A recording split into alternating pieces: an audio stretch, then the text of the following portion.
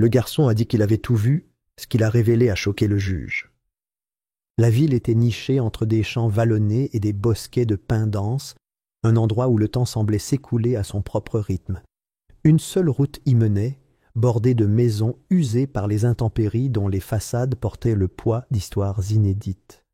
C'était le genre de ville où les gens remettaient rarement en question l'autorité, où les rumeurs d'injustice chuchotées étaient englouties par le silence de l'air. Dans cet endroit, Elijah Owens, âgé de 18 ans, évoluait dans la vie avec la compréhension tranquille que les règles étaient différentes pour certains et tacites pour d'autres. Il avait grandi dans une modeste maison de la banlieue, où le trottoir fissuré à l'extérieur était jonché de feuilles mortes qui ne semblaient jamais être balayées. Son père, Daniel Owens, avait été un professeur très respecté, mais le temps l'avait endurci. Et maintenant il ne parlait presque plus de rien en dehors de la nécessité. Sa mère était partie quand Elijah avait 10 ans, son absence étant une cicatrice permanente que ni lui ni son père n'avaient jamais abordée. Il y avait eu des nuits où Elijah restait éveillé, se demandant si c'était quelque chose qu'ils avaient fait pour la faire fuir. Mais ces questions avaient depuis longtemps été enterrées sous le poids de la réalité. L'école n'avait jamais été un lieu d'évasion, mais plutôt un terrain d'entraînement à l'endurance. Le directeur, M. Callahan, dirigeait l'établissement avec le genre d'autorité qui exigeait l'obéissance, et ceux qui osaient sortir du rang se retrouvaient souvent à recevoir des punitions qui dépassaient de loin leurs offenses. Elijah avait appris très tôt à garder la tête basse, à se fondre dans le décor pour ne pas se faire remarquer. Mais même le silence n'était pas toujours suffisant. Il y avait des jours où il sentait les regards s'attarder sur lui une seconde de trop, où les professeurs l'interrogeaient sur des choses qu'il ne demanderait pas aux autres, où la suspicion s'accrochait à lui comme une ombre dont il ne pourrait jamais se débarrasser. Il avait peu de personnes qu'il pouvait appeler des amis. La plupart des garçons à l'école évitaient de trop s'approcher, sachant que la seule association pouvait attirer une attention indésirable. La seule exception était M. Whittaker, un concierge âgé qui travaillait à l'école depuis des décennies. Il ne parlait jamais beaucoup, mais quand il le faisait, ses mots avaient du poids. Il y avait une sagesse tranquille dans la façon dont il se déplaçait dans les couloirs, une lassitude dans son regard qui suggérait qu'il avait vu plus qu'il ne le laissait paraître. Parfois, lorsque les couloirs se vidaient et que le monde extérieur semblait se calmer, Elijah s'attardait un peu plus longtemps, écoutant les histoires du vieil homme sur la façon dont les choses étaient avant. Elles n'étaient pas toujours réconfortantes, mais elles étaient toujours honnêtes. Au-delà de l'école, la ville elle-même dégageait une atmosphère de rigidité inébranlable. Le shérif, Wallace Grady, était un homme dont la seule présence imposait le silence. Il n'avait pas besoin d'élever la voix pour être craint. Sa seule existence suffisait à maintenir la plupart des gens dans le droit chemin. Elijah avait vu de ses propres yeux comment le shérif traitait ceux qui osaient défier les règles tacites de la ville. Un jour, il avait vu par la fenêtre un homme, quelqu'un qu'il connaissait de l'église, être contraint de s'agenouiller dans la poussière, les mains derrière la tête, tandis que le shérif se penchait sur lui, parlant d'une voix trop basse pour l'entendre. L'homme n'était plus retourné à l'église après cela. Elijah se demandait souvent comment les choses en étaient arrivées à ce point, mais la vérité était qu'il n'avait jamais rien connu d'autre. C'était une ville construite sur un équilibre délicat, où le silence était récompensé et où les questions entraînèrent des conséquences. On lui avait appris à accepter cette réalité, mais quelque chose au fond de lui résistait. Il y avait des moments, aussi brefs soient-ils, où il entrevoyait des éclairs d'une autre façon dont les choses pourraient être, des moments où il imaginait un monde où il n'aurait pas à surveiller chacun de ses pas, où l'équité n'était pas réservée à quelques privilégiés. La première fois qu'il avait compris que l'injustice n'était pas seulement un concept abstrait, mais quelque chose de tangible, quelque chose qui pouvait pénétrer dans sa vie et resserrer son étreinte autour de sa gorge, c'était à cause d'une chose aussi insignifiante qu'un manuel scolaire manquant. Il était resté après le cours un après-midi fouillant dans son casier à la recherche de l'objet, quand la voix de M. Callahan avait traversé le couloir vide. Il n'y avait eu aucune discussion, aucune enquête, juste une accusation qui pesait lourd dans l'air, sans être contestée. Le directeur avait supposé qu'il avait pris quelque chose qui ne lui appartenait pas, malgré l'absence de preuves, et aucune explication qu'Elijah pouvait offrir n'était suffisante. Le poids de ce moment s'était installé au plus profond de sa poitrine. Il avait compris que l'équité n'était pas quelque chose sur laquelle il pouvait compter. À partir de ce jour, il avait commencé à remarquer d'autres choses. La façon dont les yeux de M. Callahan s'attardaient sur certains élèves plus longtemps que sur d'autres. La façon dont le shérif Grady semblait toujours présent lorsque des problèmes survenaient, mais jamais lorsque l'aide était nécessaire. Le visage de M. Whittaker s'assombrissait à chaque fois que le nom du shérif était mentionné. Une lueur illisible traversait son expression avant qu'il ne se détourne. La ville était construite sur des modèles et, pour la première fois, Elijah commençait à les voir clairement. Il ne savait pas exactement quand le malaise avait commencé à s'installer dans ses os, mais il savait qu'il grandissait. Chaque jour lui rappelait de nouvelles forces à l'œuvre dans la ville dont peu de gens osèrent parler. Il essayait de le repousser au fond de son esprit, de se concentrer sur les choses qu'il pouvait contrôler, mais plus il essayait, plus cela devenait impossible. Ce sentiment le suivait jusque chez lui, se glissant à travers les fentes de sa porte d'entrée et s'attardant dans les espaces calmes entre les mots non prononcés. Son père levait à peine les yeux de sa chaise le soir, la faible lueur de la télévision se reflétant sur les lignes de son visage fatigué. Il fut un temps où son père aurait eu quelque chose à dire, mais ses jours étaient révolus. Maintenant, il n'y avait que le silence. Elijah passa plus de temps dans le vieux parc à la sortie de la ville, un endroit abandonné depuis longtemps par tous, sauf ceux qui n'avaient nulle part où aller. Il trouva du réconfort dans le calme, dans le balancement rythmique de la balançoire rouillée qui craquait sous le vent. Il se demanda si la vie ne serait jamais que cela. Une série de moments passés à attendre que quelque chose change. Puis vint la nuit où il vit quelque chose qu'il n'était pas censé voir.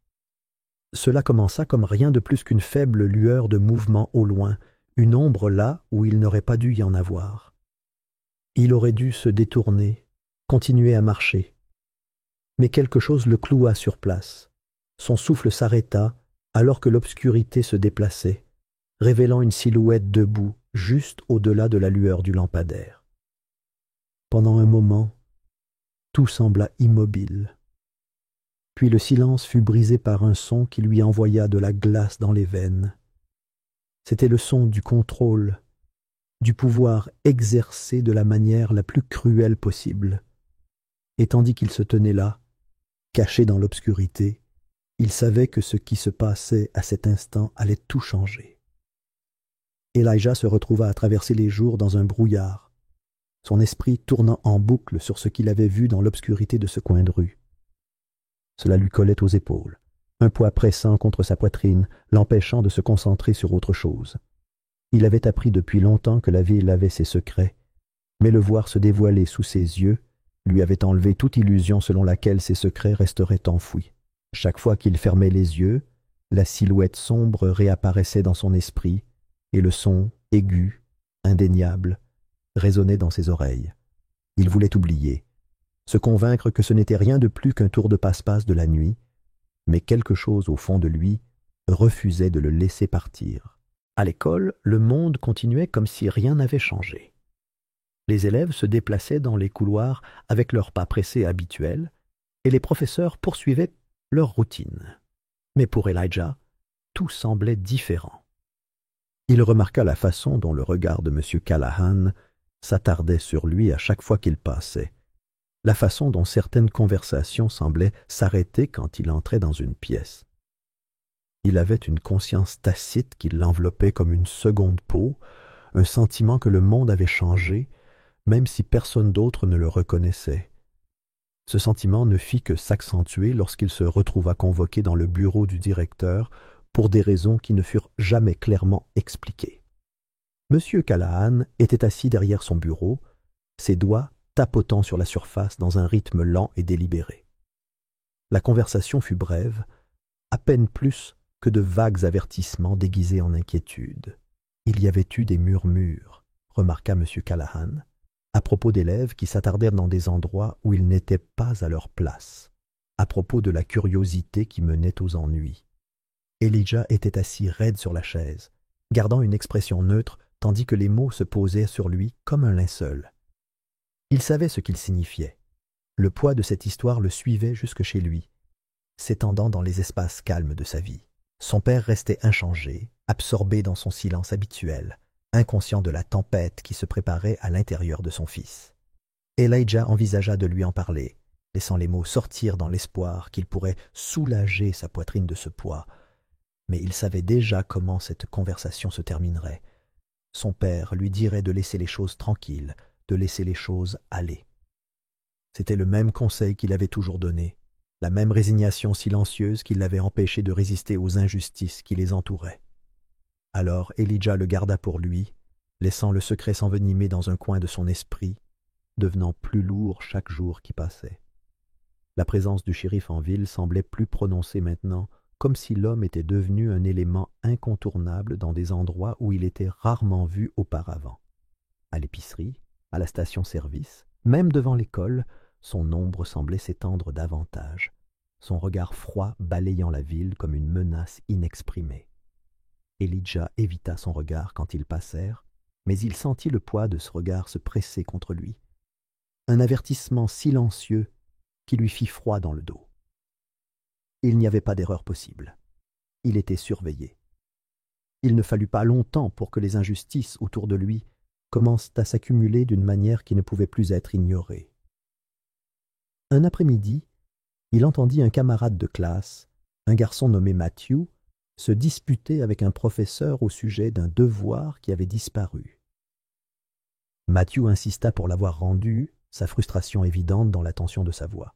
Le professeur, M. Davis, le congédia sans hésitation, déclarant que s'il n'y avait pas de preuves, alors il n'y avait rien à discuter.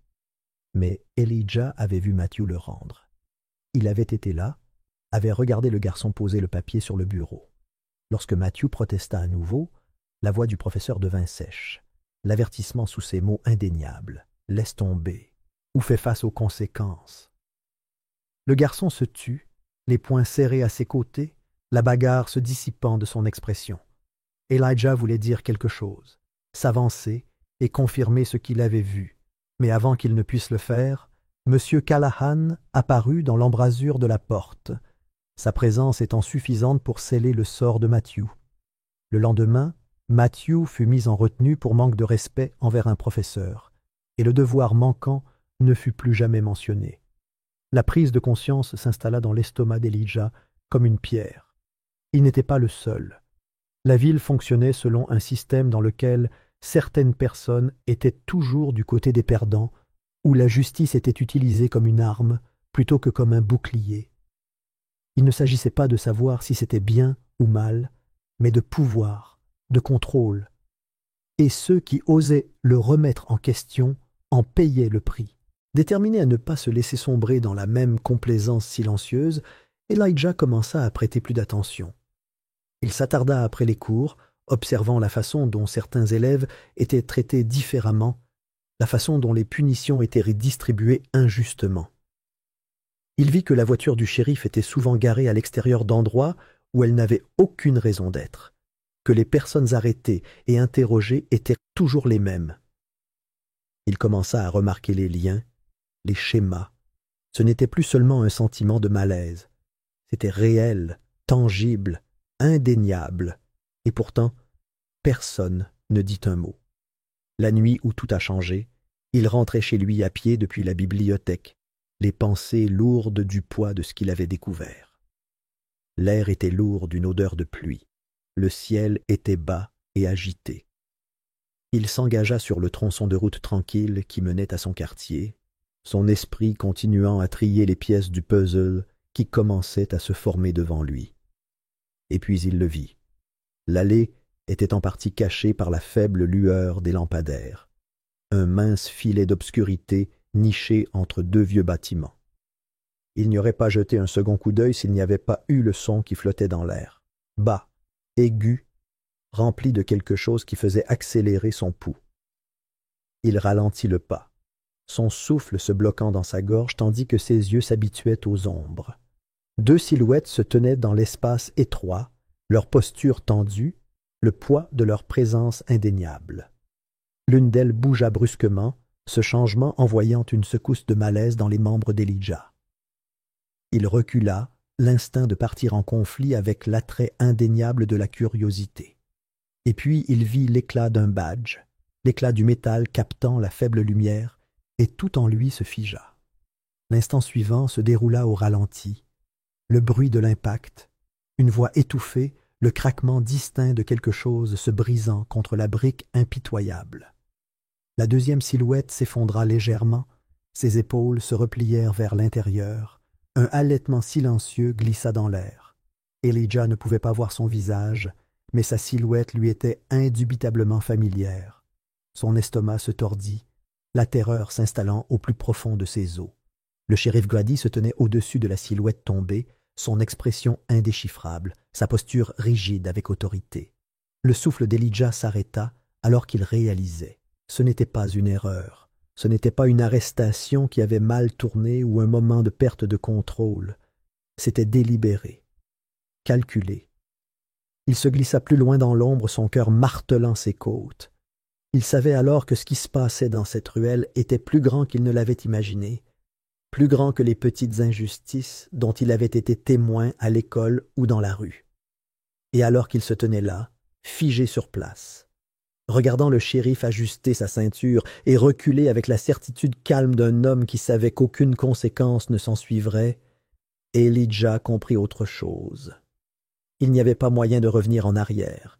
Il ne faisait pas semblant de ne pas avoir vu. Il ne s'éloignait pas. C'était le moment qui allait tout changer.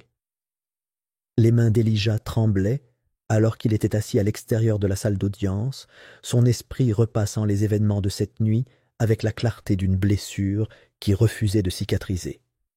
Il était resté caché dans l'allée, paralysé par le poids de ce qu'il avait vu, chaque fibre de son être le poussant à courir, à faire semblant de ne pas avoir été témoin du moment où le shérif Grady avait porté ce coup final et délibéré. Mais il l'avait vu. Chaque détail était gravé dans sa mémoire. La façon dont le shérif avait ajusté sa ceinture, la façon dont la silhouette au sol bougeait à peine, la façon dont le lampadaire projetait une longue ombre qui s'étendait vers lui comme un présage. Il n'y avait aucun moyen de revenir en arrière, aucun moyen de taire la vérité. L'air de la salle d'audience était lourd, épais de la tension des choses non dites. Les bancs en bois craquaient, tandis que les gens bougeaient sur leurs sièges, des murmures passant entre eux à voix basse. Ce n'était pas le genre de ville où les gens parlaient ouvertement de corruption, mais aujourd'hui c'était différent. Ce jour-là, un garçon avait dévoilé une vérité qui menaçait les fondements mêmes de ceux qui détenaient le pouvoir. Elijah sentit le poids de leurs regards. L'examen minutieux pesait sur lui comme une main invisible. Il essaya de calmer sa respiration, mais sa poitrine était serrée, comme si quelque chose d'invisible s'enroulait autour de ses côtes, serrant, attendant qu'il se brise. Le juge entra, sa présence emplissant la pièce d'une autorité solennelle qui fit taire même les murmures. Le juge Robert Whitmore était un homme connu pour son respect inébranlable de la loi, une personnalité qui avait présidé d'innombrables affaires, son jugement étant rarement remis en question. Il s'installa dans son fauteuil, ajustant les lunettes perchées sur l'arête de son nez, son expression indéchiffrable, alors qu'il jetait un œil au dossier devant lui. Mais Elijah savait qu'il valait mieux ne pas croire que la justice était aveugle, pas dans un endroit comme celui-ci, où la vérité se tordait et se déformait pour s'adapter aux mains de ceux qui la détenaient. Lorsque son nom fut appelé, Elijah se leva de son siège, ses jambes lui semblant comme du plomb sous lui. Chaque pas vers la barre des témoins lui semblait plus lourd que le précédent, comme si le poids de ce qu'il allait dire avait déjà commencé à l'écraser. Il déglutit difficilement, s'efforçant de ne pas hésiter. La vérité était tout ce qui lui restait. Les questions arrivèrent rapidement, acerbes et délibérées, chacune exigeant de lui plus que la précédente. Qu'avait-il vu? Où était-il? Pouvait-il être sûr de ce qu'il affirmait? La voix de l'avocat résonna dans la salle, mesurée et précise, mais Elijah savait ce qu'il demandait vraiment. Pourrait-il tenir tête au shérif et vivre assez longtemps pour en parler? Il leva les yeux vers le juge, cherchant un signe d'équité, une indication que ses paroles recevraient le poids qu'elles méritaient. Mais le visage du juge Whitmore restait indéchiffrable, ses doigts croisés tandis qu'il écoutait. Elijah inspira brusquement avant de commencer, forçant les mots à dépasser la boule dans sa gorge.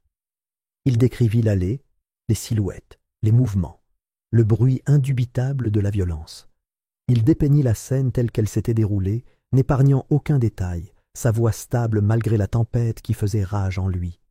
Alors que la salle d'audience absorbait ses paroles, une vague de malaise se répandit dans la salle. Il y eut des halètements, des murmures, le bruit de corps qui bougeait, alors que la tension s'épaississait. Le shérif Grady était assis à la table de la défense, la mâchoire serrée, ses mains reposant calmement sur la surface devant lui. Il ne broncha pas, il ne sia pas.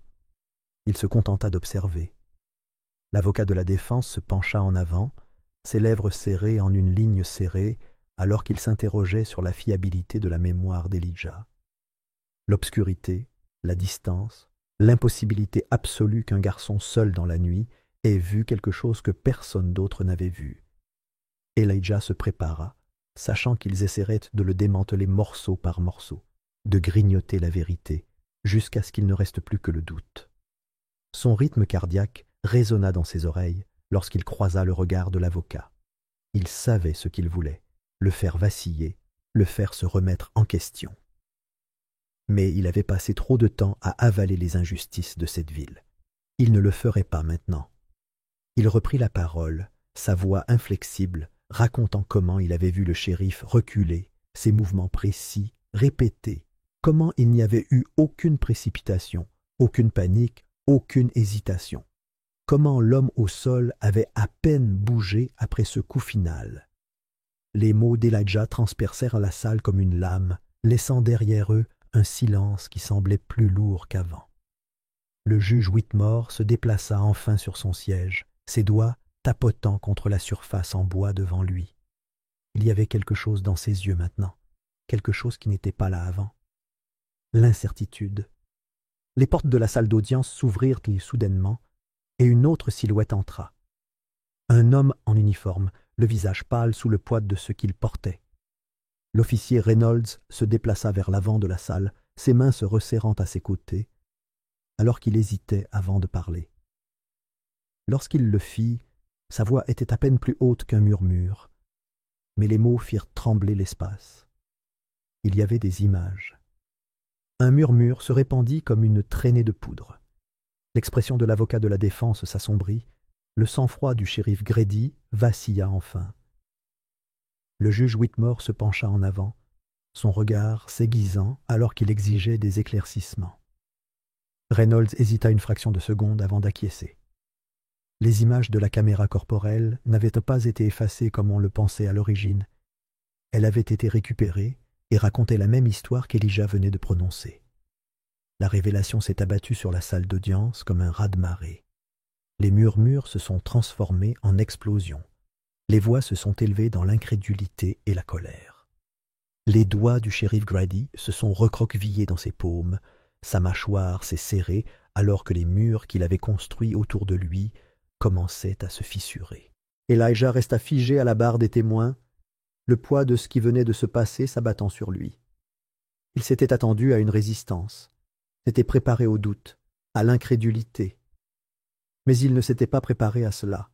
Le juge Whitmore se pencha en arrière, son expression de nouveau indéchiffrable, mais cette fois, il y avait autre chose sous la surface. Un calcul, un déplacement du terrain même sur lequel se déroulait ce procès. Il ordonna que la séquence soit diffusée. L'écran s'anima et le moment qu'Elijah avait tant essayé d'oublier se déroula devant toute la salle d'audience, le bruit de l'impact, la voix étouffée, le craquement de quelque chose qui se brisait. L'air devint incroyablement immobile. Et puis, enfin, le shérif Grady parla. Sa voix était basse, mesurée, mêlée de quelque chose qui ressemblait presque à de la résignation. Il était là depuis trop longtemps, murmura-t-il. Il en avait trop fait. Cela finirait bien par le rattraper. Les mots firent frissonner Elijah.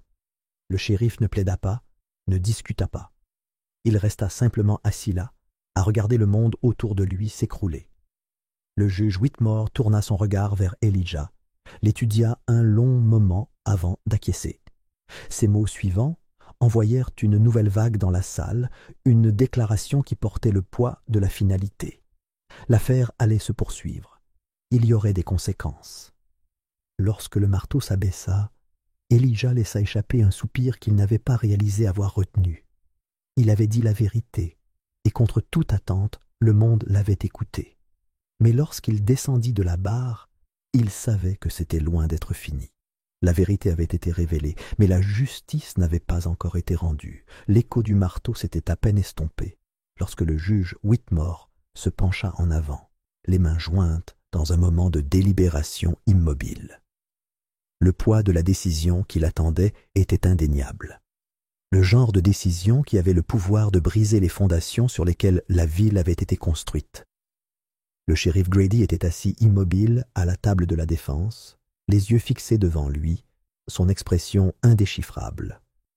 C'était la première fois depuis des années qu'il n'avait plus le contrôle de la salle, qu'il n'imposait plus les conditions de fonctionnement de cette ville. Mais il n'y eut pas d'explosion, pas de protestation. Juste un silence profond et étouffant, comme si tous les présents attendaient de voir si le monde continuerait de tourner de la même manière ou si c'était le moment où tout allait changer. Le juge Whitmore tourna son attention vers la salle d'audience, son regard balayant les visages de ceux qui étaient venus assister au procès. Il y avait de la peur, de l'incrédulité, une résignation silencieuse. Mais parmi eux, il y avait autre chose. Une lueur de quelque chose qui avait longtemps été absent. La reconnaissance. La ville avait toujours su, mais maintenant, elle n'avait pas d'autre choix que de voir. Il expira lentement avant de parler, sa voix ferme, autoritaire, portant le poids de toutes les conséquences qui en découleraient. Le shérif devait être placé en détention, en attendant une enquête plus approfondie sur ses actes. L'affaire ne s'arrêterait pas là.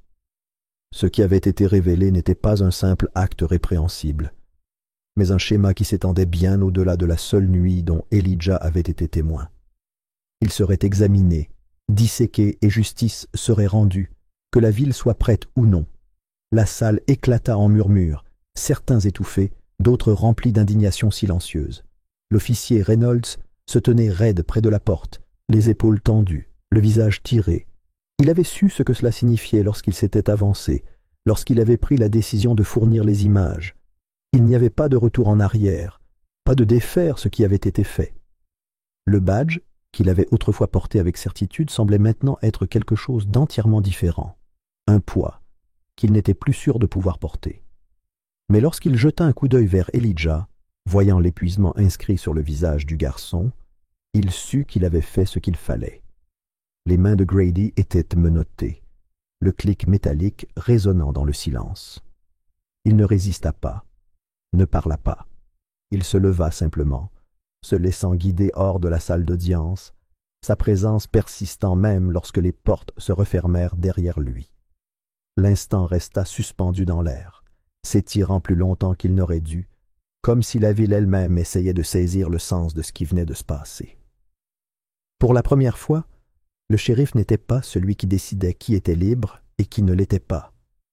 Les lignes de force avaient bougé, même si ce n'était que légèrement. Elijah resta assis, les doigts agrippés au bord du banc de bois, tandis que le bruit autour de lui s'atténuait en un bourdonnement. Il avait fait ce qu'il fallait faire, mais le poids de cette tâche pesait lourd sur sa poitrine. Il n'y avait aucune victoire dans ce qui était arrivé, aucun sentiment de soulagement, juste la certitude qu'il avait dit la vérité et que maintenant le monde ne pouvait pas s'en détourner. Son père le rencontra devant le tribunal, son expression indéchiffrable. Il n'y avait pas eu de mots échangés ce matin-là quand Elijah avait quitté la maison, rien de plus qu'un regard qui tenait tout entre eux.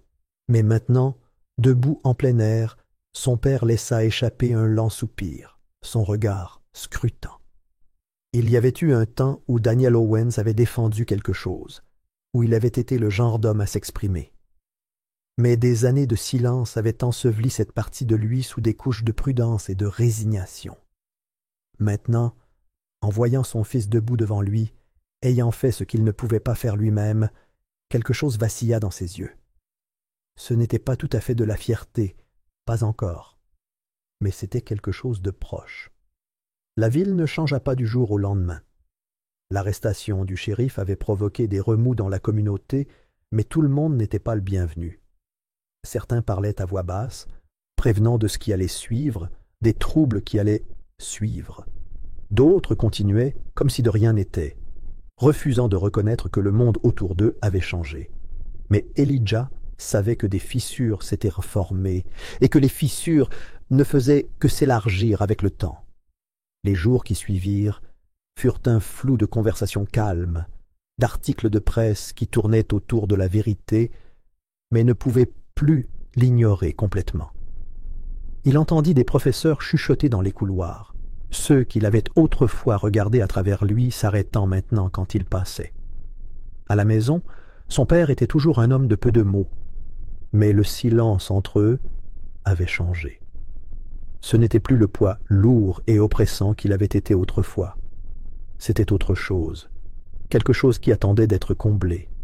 M. Callahan continuait à diriger l'école avec le même contrôle rigide, mais il y avait quelque chose de différent dans la façon dont il considérait Elijah maintenant. Ce n'était pas du respect, ni de la peur. C'était quelque chose entre les deux, quelque chose qui disait qu'il avait vu de quoi le garçon était capable, et qu'il ne ferait pas l'erreur de le sous-estimer à nouveau. La première fois qu'Elijah passa devant la ruelle, ses pas ralentirent. Son souffle se coupa dans sa gorge.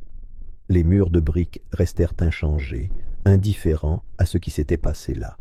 Le lampadaire clignotait toujours. Le trottoir portait toujours les mêmes fissures. Mais Elijah était différent. Il resta là un long moment, le regard fixé dans l'obscurité, laissant les souvenirs l'envahir. Puis, finalement, il se détourna, non pas parce qu'il avait oublié, mais parce qu'il avait déjà fait ce qu'il fallait faire. Les mois passèrent, et la ville continua son lent et inévitable mouvement en avant. Les audiences au tribunal se prolongeaient, de nouveaux noms émergeaient, de vieux secrets se dénouaient fil par fil. Certains se battaient contre cela, s'accrochaient au passé avec des mains désespérées. Mais la vérité s'était déjà infiltrée dans les fissures, et peu importe à quel point ils essayaient de la retenir, elle ne disparaîtrait pas. Elijah ne s'attendait pas à une conclusion. Le monde n'offrait pas facilement de telles choses, mais il trouva autre chose, quelque chose qui se trouvait juste sous la surface, silencieux, mais présent. Ce n'était pas la paix, mais c'était la certitude qu'il n'avait pas été réduit au silence. Que dans une ville où la vérité avait longtemps été enfouie sous la peur et le pouvoir, il avait parlé et que le monde l'avait écouté. Un soir, alors qu'il était assis sur le porche, le bourdonnement lointain des voix de la rue remplissant l'air, son père sortit et s'appuya contre la balustrade. Ils restèrent assis en silence pendant un long moment, regardant la dernière lumière du jour disparaître à l'horizon. Et puis, enfin, son père parla, sa voix douce, lourde de sens. C'était une déclaration simple, une déclaration qui ne demandait rien, qui n'exigeait pas de réponse, mais c'était suffisant. Élie croisa son regard et, pour la première fois depuis longtemps, il vit quelque chose de non dit passer entre eux. La compréhension. Le prix de la vérité était élevé, mais il n'était pas sans récompense. Et tandis qu'Élie contemplait la ville qui lui semblait autrefois si petite, si étouffante, il réalisa que peut-être, juste peut-être, les fissures laisseraient un jour la place à quelque chose de nouveau, quelque chose de meilleur. Et quand ce jour viendrait, il serait prêt.